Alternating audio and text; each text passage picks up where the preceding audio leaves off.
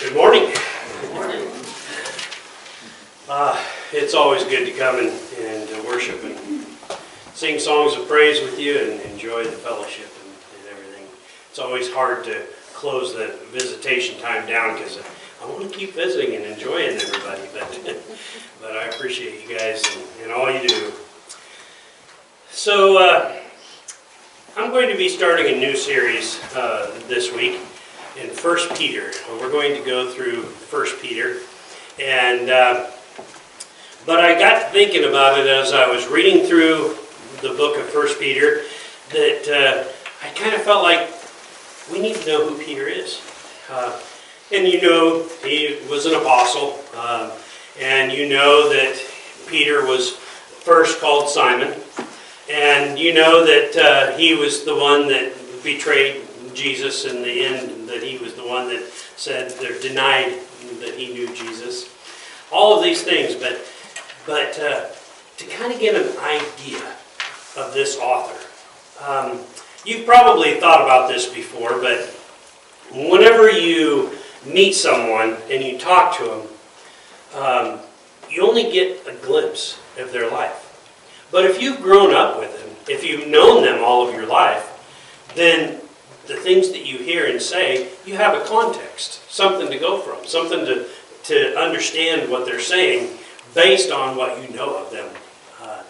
Sometimes when someone that you know you grew up with and then you don't see them for 30 years and you get back together with them, then you kind of have to catch up because there's a lot of things that's happened in that 20 or 30 years and you need to catch up because they've changed. Things have changed and you've changed, and you got to get that behind you, kind of catch up before you can really enjoy the conversation with them.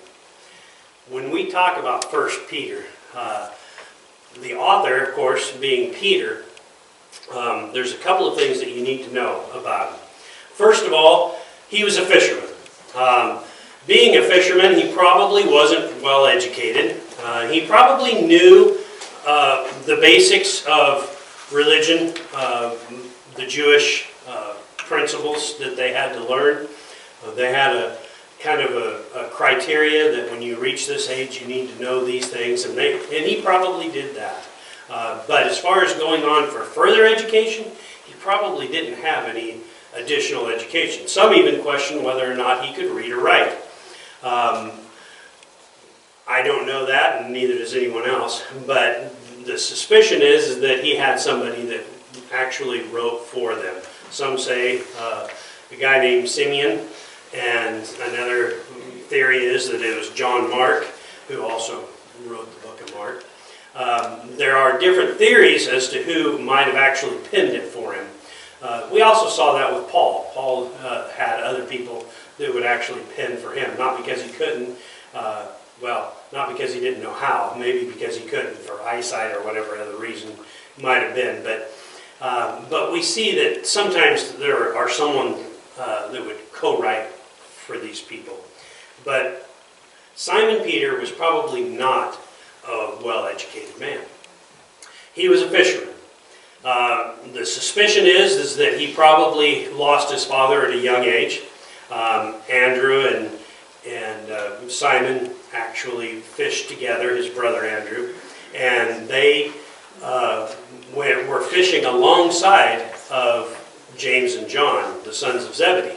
And it talks about Zebedee being there in his boat, and James and John, when Jesus called all four of them, that James and John left their father. When it says Peter and Andrew, they just dropped their nets and left. I don't know exactly what all that means, but the idea that it comes out of that is that Peter was probably, at least did not have a living father. We don't know anything about his mother, but we do know something about his mother-in-law that we'll talk about a little bit later on. So who is this man Peter? To get an idea, I wanted to kind of go through and just kind of hit some highlights of his life. In Luke chapter 5 and verse 4 it says, "When he had finished speaking, he said to Simon, 'Put out into the deep water and let down the nets for a catch.' Simon answered, Master, we've worked hard all night and haven't caught anything. But because you say so, I will let down the nets. When they had done so, they caught such a large number of fish in their net that it began to break. So they signaled their partners in the other boat to come and help them. And they came and filled both boats so full that they began to sink. When Simon Peter saw this, he fell at Jesus' knees and said, Go away from me, Lord. I am a sinful man. So the introduction to Simon tells us that he recognizes the fact that he is a sinful man. That although he has a desire to follow the Lord, and he is working towards that and trying to be the man that God has called him to be, he recognizes the fact that he fails, that he is not good enough. And when Jesus performs this miracle, he recognizes that he is in the presence of something special, unworthy. So he had humility.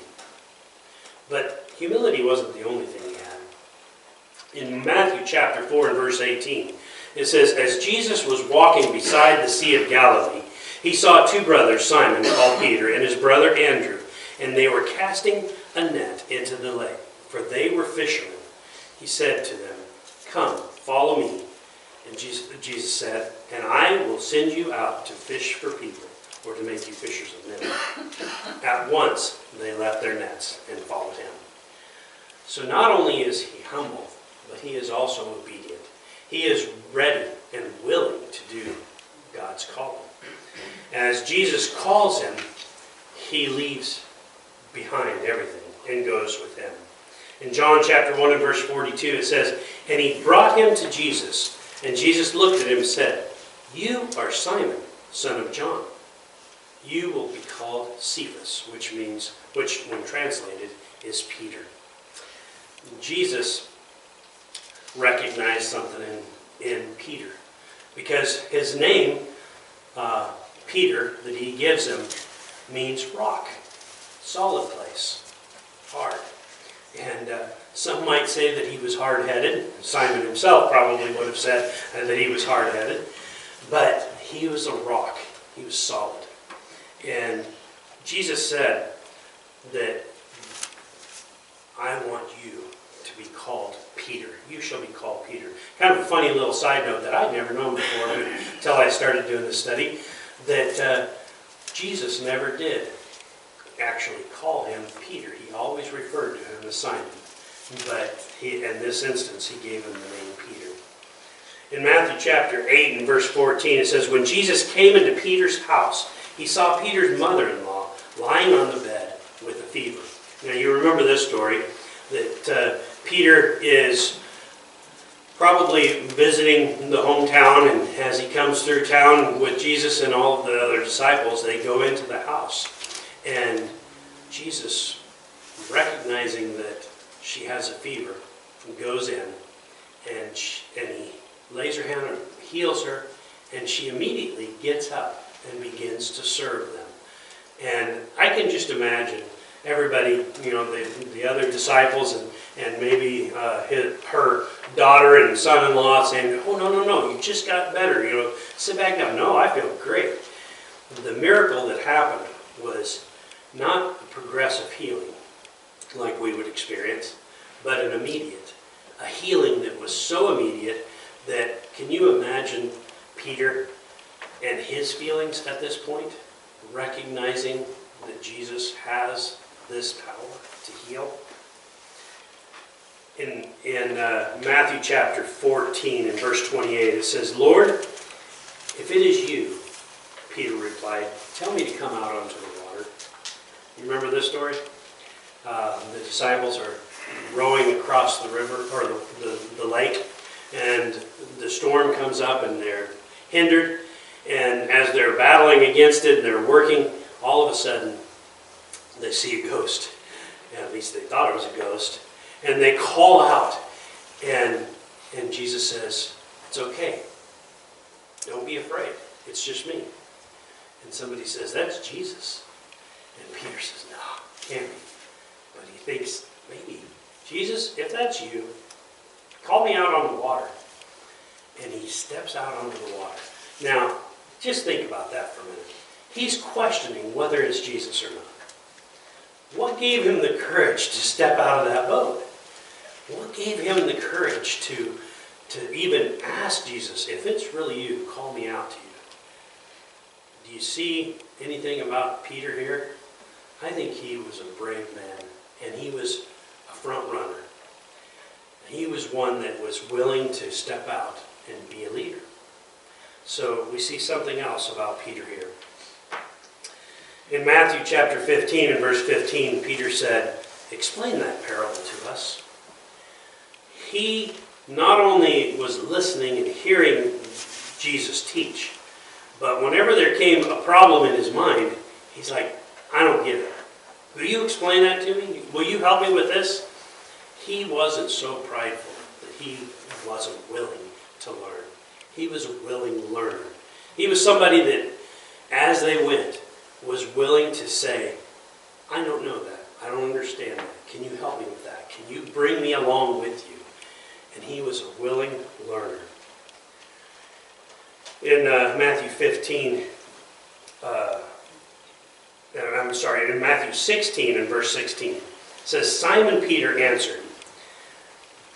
This is a question that Jesus asked. The question that he asked was, what do people say who do people say I am? Some say Elijah, some say prophet, And Jesus says, who do you say I am?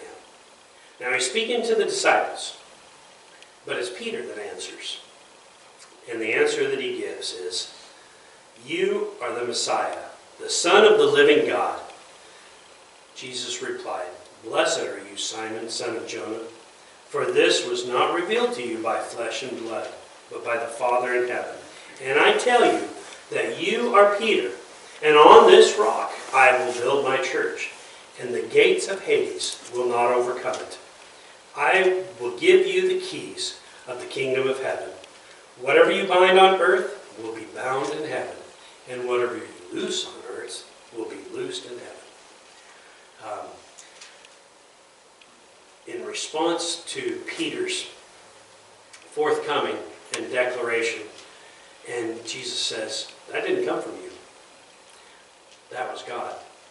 So another thing that we can know about Peter is that he was willing and able to let God work through him, the Spirit to guide him. And because he was, God was able to speak through him and do his will.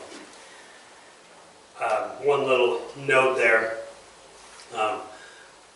You've heard all the jokes about Peter at the gates and letting people in. They say that this is the reason those jokes came about, was because it says that the keys to heaven will be given to him. And so Peter standing at the gate, I never thought about that, but it makes sense. That's why those jokes come around. In verse 21 of that same chapter 16, he says, from that time on, Jesus began to explain to his disciples that he must go to Jerusalem and suffer many things at the hands of the elders, the chief priests, and the teachers of the law, and that he must be killed, and on the third day be raised to life. Now, you've been following him. Peter's been following him. Peter's been walking with him for years, and listening to him, and hearing the parables, and listening to the teachings, and learning his ways. And then all of a sudden, Jesus says, I'm going to die. And they're like, what? Well, where did that come from? This is his response in verse 22. Peter took him aside and began to rebuke him. Now this is the Son of God. This is Jesus. What gave Peter the courage, the guts to stand to Jesus and rebuke him? He says to him, never, Lord, he said. This shall never happen to you. Jesus turned and said to Peter, get behind me, Satan. You are a stumbling block to me. You do not have in mind the concerns of God, but merely human concerns. See, another thing that we can learn about Peter was he was passionate. He had a zeal. He had a desire to do what he believed was right. And he felt his desire, his need, was to protect Jesus. And we can see in another place where he will do the same.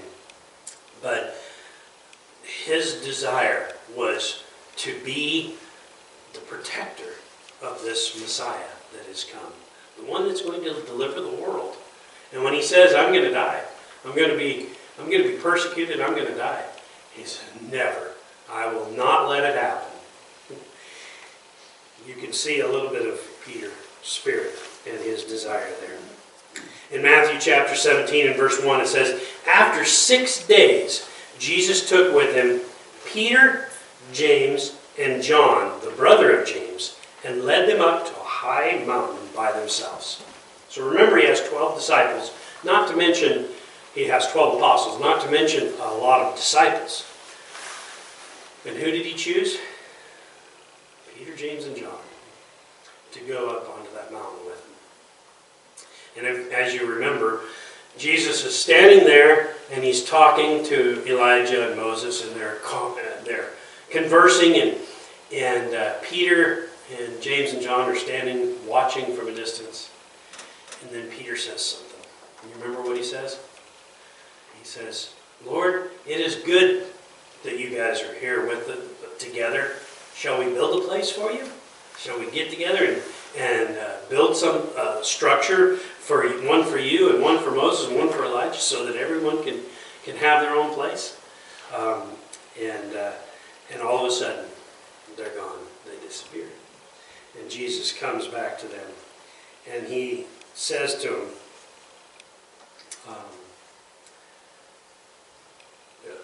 Peter said to him, Lord, it is good for us to be here. If you wish, I will put up 3 shelters, one for you, and one for Moses, and one for Elijah. And Jesus told them, no, you don't understand. This is not what it's about, and this is not who it's for. But again, you can see the 3 people that's chosen, he's the one to speak up and to ask, can we do this? Can we? And so you can see he has a desire to serve as well. In Matthew chapter 17 and verse 24, after Jesus and his disciples arrived in Capernaum, the collectors of the 2 drachma temple tax came to Peter and asked, doesn't your teacher pay the temple tax? That may sound like a simple question, but there's a tax that has to be paid. And if you don't pay the tax, you're probably potentially could be hauled away to jail. You would be in contempt of the government if you didn't do this. And so they come to Peter, and there's some speculation that possibly Peter had some dealings with these tax collectors before. They knew him probably by name. They knew that he was following Jesus, and maybe they were looking for an opportunity to trap him. And so Peter's reply was, of course he pays the taxes. But when he gets back, in verse 27,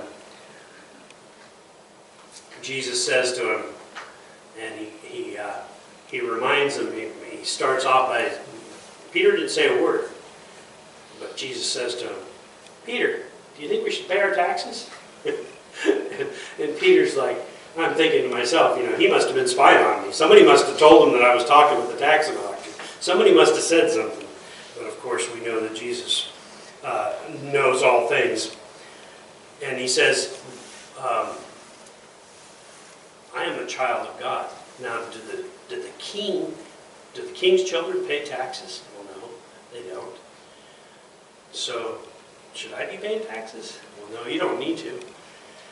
And he says in verse 27, but so that we may not cause offense, go to the lake and throw out your line. Take the first fish that you catch, open its mouth, and you will find a 4 drachma coin. Take it and give it to them for my tax and yours. I've never once found a coin in a fish's mouth. I used to do some fishing. Tom, you fished a lot more than I have. Have you ever found a coin in a fish's mouth? No, but I found some other things. But to think that I could throw a line out into the water, catch a fish, and the fish that I catch is going to have a 4 drachma coin in it. But Peter did it. He did what Jesus said. And it happened as he said. He trusted. He had faith in God. He had faith in Jesus Christ. Matthew chapter 18, verse 21 says, Then Peter came to Jesus and asked, Lord, how many times shall I forgive my brother or sister who sins against me? Up to 7 times? Again, we're trying to get a picture of who Simon is, who Peter is. Who is he? What kind of life did he live? Well, we know that he was human because he had conflicts with other people. And he comes to Jesus and he says, if my brother and I have a problem, how many times should I forgive him? Tells you a little bit about Peter's nature here. 7 times? Now 7 was a number that was considered to be a perfect number. The perfect number 7. And so he's saying, the perfect number of forgiveness is 7 times. And Jesus replies back, no, 70 times, or in some translations, 70 times 7. Never quit forgiving your brother. And when Jesus told him that, Peter listened and heard what he said. Another time, when Jesus told his followers how difficult it is for a rich man to enter the kingdom of heaven. Matthew 19 and verse 27. Peter answered him, We have left everything to follow you. What then will there be for us? So you can see another little piece of Peter here. That Peter had an idea, like most people in that day, that the Messiah was going to come and restore the kingdom on earth. And that when they did, those who were with Jesus, those who were following him, when he became the king, that he, Peter, would be beside him and be a benefit, would be able to benefit from the riches that would come to a king. So you can see here that he, even though he listened to, followed, learned from, he still struggled with that fleshly side, that fleshly desire of finances, money, that most of us struggle with. That's a reality. And Simon is just like us. In John chapter 6 and verse 68, Simon Peter answered him, Lord, to whom shall we go? You have the words of the eternal life. Jesus had just told everyone that unless you eat of my flesh, unless you drink of my blood, you will not be able to enter the kingdom of heaven. And people said, whoa, that's weird.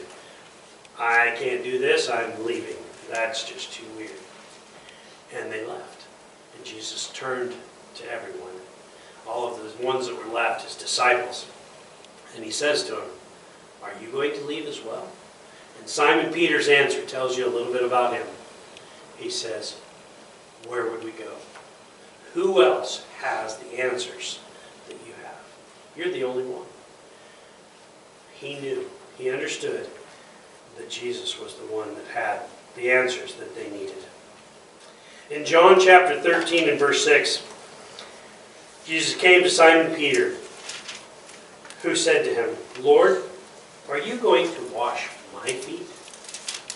So, in the Last Supper, they're sitting in this upper room, and Jesus comes to them, and as he's going around to each of the disciples, and, okay, back up.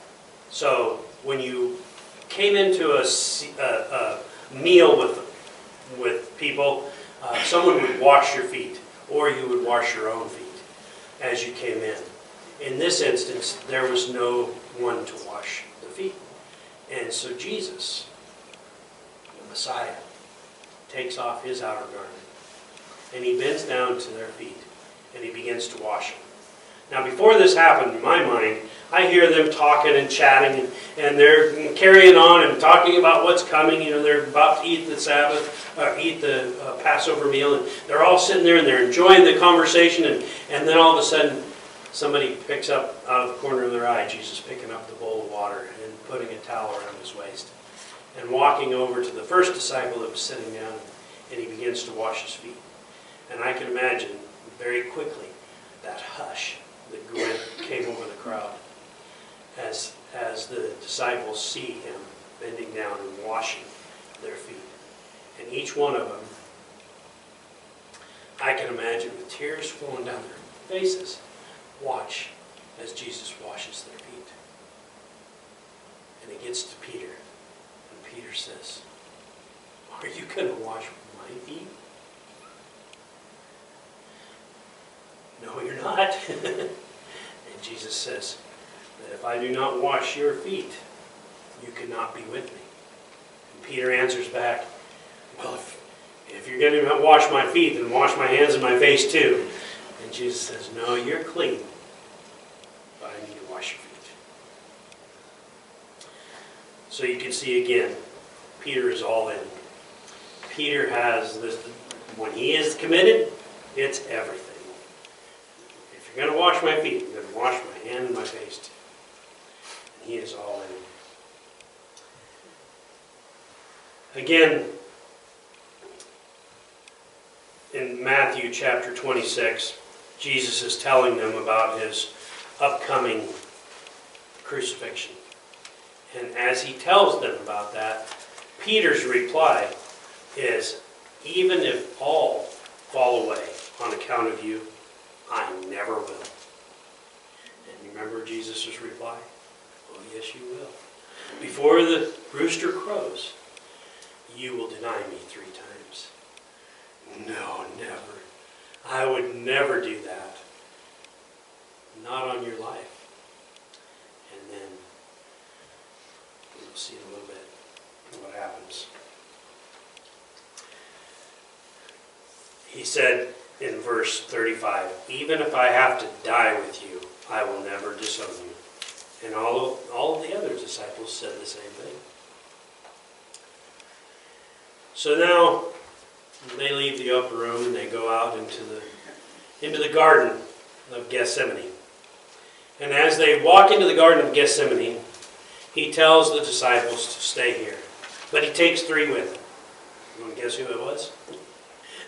Peter, James, and John. And as he takes Peter, James, and John further into the garden, he finds a quiet place and he tells them, "Stay here and pray for me while I go further and have a conversation with my Father." And as he prays, he pours out his heart, in which you can read that whole prayer. But he comes back and he finds them sleeping. And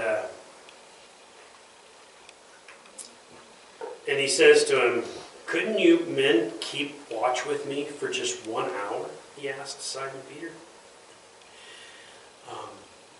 Again, there's 3 of them there, but he asks Peter, "Couldn't you just stay awake for 1 hour with me?" But Peter, knowing what was coming, is there with him, beside him, even at this point.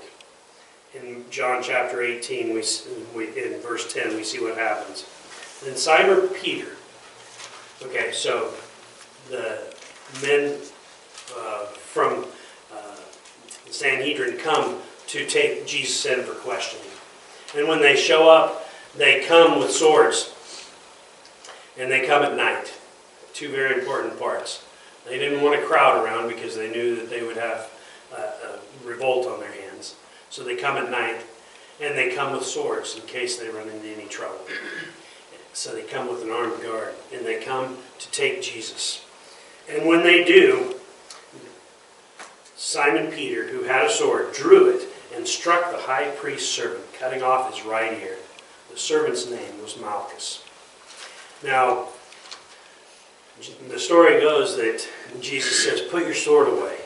And he takes the ear and he puts it back on, and his ear is healed.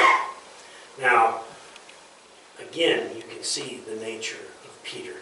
Peter has a desire to protect, and he will put his life on the line for Jesus to do that. But then we come to the point where Peter follows when Jesus is taken in for questioning. All of them fled. They ran away. But he follows at a distance. And he gets to where he's being questioned. They take Jesus inside.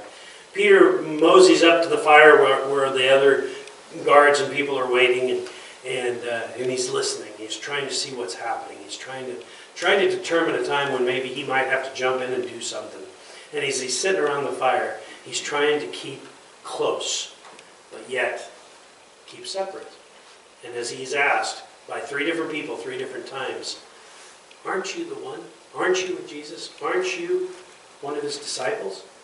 Each time he says, no, not me. It wasn't me. It couldn't be me. So 3 times he denies. And then Peter remembered the word that Jesus had spoken. Before the rooster crows, you will disown me 3 times. And he went outside and he wept bitterly. Again, the nature of Peter is coming through. Peter is a tender-hearted man. He is a warrior. He's a protector. But he has a tender heart too. And he recognized the fact of what he had done.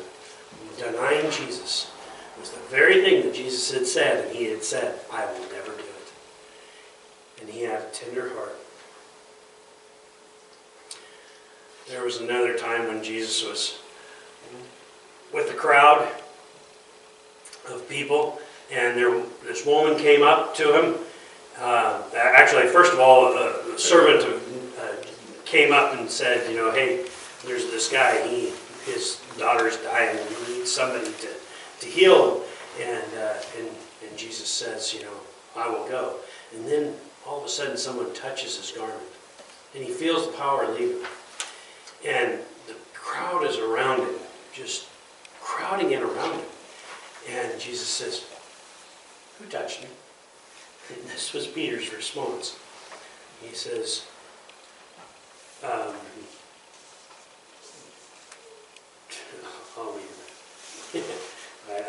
didn't actually put that one down. His response, Peter's response was, Jesus, look around you. There's people everywhere. What do you mean somebody touched you? You're being touched right now. And Jesus says, no, the power went out of me. I know that healing happened. A few minutes later, when they get to the house of Jairus, the people that he chose to go in with him, you want to guess who it was? Peter, James, and John. He took Peter, James, and John in to heal the daughter of Jairus. In Mark chapter 16 and verse 7 it says, but go tell his disciples and Peter, he is going ahead of you to Galilee. There you will see him, just as he told you. He told his disciples that he would be there after he rose from the dead, but they didn't understand what he was talking about. And so he reminded them of that. And when Peter finds out that there's something happened, Jesus' body is not there anymore.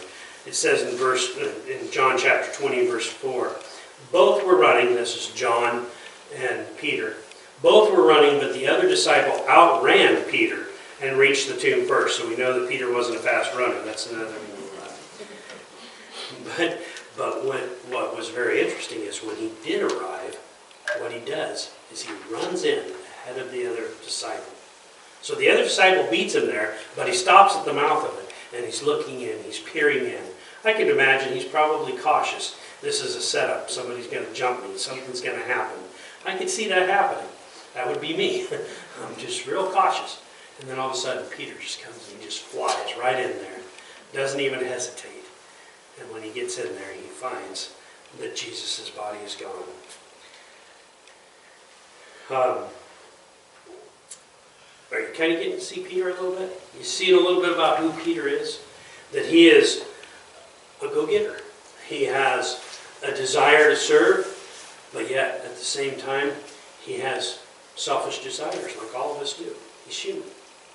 He has a willingness to listen and hear, but yet sometimes he just doesn't quite get it, doesn't quite understand what the point of it all is.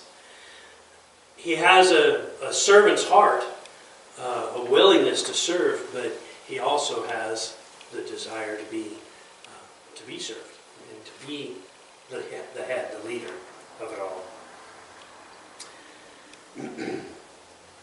In John chapter 21 and verse 15, Jesus says, raised from the dead, and he is sitting with his disciples. And when they had finished eating, Jesus said to Simon Peter, "Simon, son of John, do you love me more than these?" "Yes, Lord," he said, "you know that I love you." And Jesus said, "Feed my lambs." 3 times Jesus asks him that same question. 3 times Peter answers it. Does the 3 ring any bells? 3 times he had denied Jesus. Now he asks him 3 times, will you feed my sheep? And each time he replies. And the 3rd time, he says, "You know that I love you. You know that I'm fully in." And Jesus says, "Feed my sheep." In John chapter 21, verse 3, after Jesus had died and risen, they're out in this boat and they're fishing.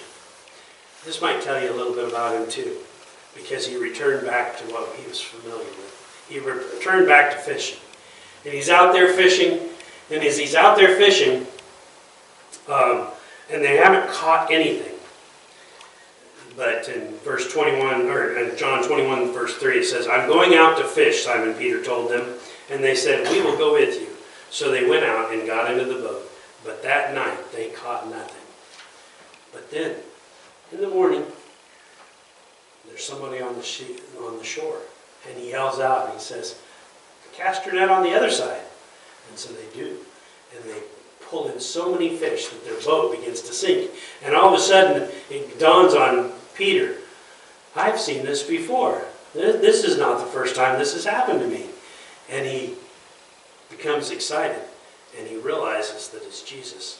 And he puts his robe on. He jumps in the water. He doesn't row the boat back to shore. He jumps in the water and swims to shore so that he can go and see Jesus. Again, you can see his love for the Lord in everything that he does. In John chapter 21, one last time, in verse 18, it says, "Very truly I tell you, when you were younger, you dressed yourself, and went where you wanted.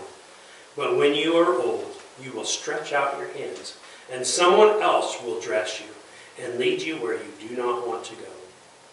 Jesus said this to indicate the kind of death by which Peter would glorify God.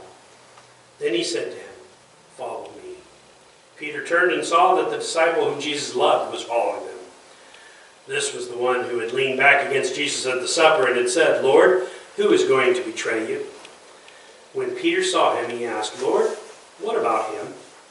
Jesus answered, "If I want him to remain alive until I return, what is that to you? You must follow me." Again, you can see a little bit of Peter's nature.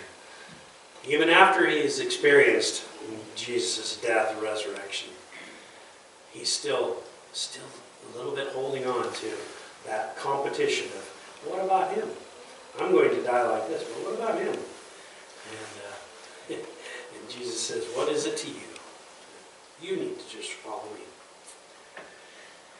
This is just a little bit of an introduction to Peter. Just a little bit to give you a grasp, an idea of who he is. Next week I want to share a little bit more about Peter with you and give you a little bit more depth to see about who he is when he writes 1 Peter and 2 Peter. But the thing that I see when I look through the Gospels, and I pulled these stories out of all of the Gospels, is that Peter was a lot like me. And he's a lot like you. And the fact that he is very human. He makes mistakes. He fails. He doesn't do everything that he's supposed to. He does things he's not supposed to. He recognizes those things. But he's humble enough to admit it and to say, "I need you. I need your forgiveness. I need you to take me back."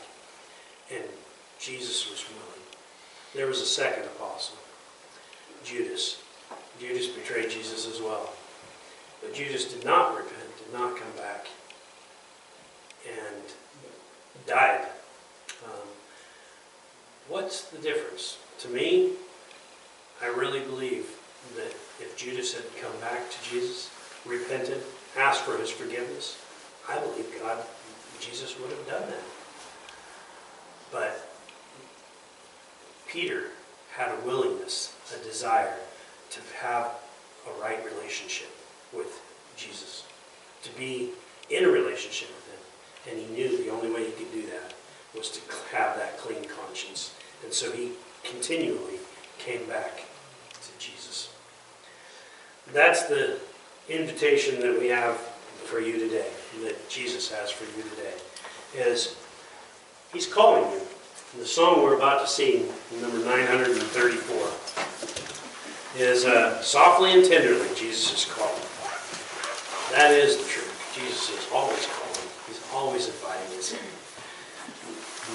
John and Maria and I were talking back there a few minutes ago about when John was baptized, him and Samuel, and she said, that was Jesus calling you. And I do believe that is exactly the truth. Jesus is always calling, tenderly calling. If you have a need, won't you come? We'll stand and sing number 934.